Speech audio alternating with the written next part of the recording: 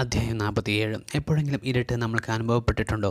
എല്ലാ കാര്യത്തിലും നമ്മൾ എത്രത്തോളം മുൻകരുതൽ എടുക്കുന്നുണ്ട് എന്നതിനെ ആശ്രയിച്ചിരിക്കും നമ്മൾക്ക് മുന്നോട്ട് കൂടുതൽ സുരക്ഷിതത്വം നൽകുന്നത്. നമ്മൾ വേണം മറ്റുള്ളവർക്ക് വെളിച്ചം ആകാൻ. ഇരുട്ട് ഉള്ളിടത്തോളം കാലം പ്രകാശം നമ്മൾ അറിയുകയില്ല. പ്രകാശം ഉള്ളിടത്തോളം കാലം ഇരുട്ട് എന്താണെന്ന് എന്നറിയുകയുമില്ല. നമ്മൾക്ക് എന്തെങ്കിലും ഒരിക്കൽ സങ്കടങ്ങൾ ഉണ്ടാകുമ്പോൾ നമ്മൾ ചിന്തിക്കേണ്ടത് എങ്ങനെ സങ്കടങ്ങൾ ശരിയായ മാർഗ്ഗത്തിലൂടെ മാറ്റിയെടുക്കാൻ കഴിയുമെന്നാണ്.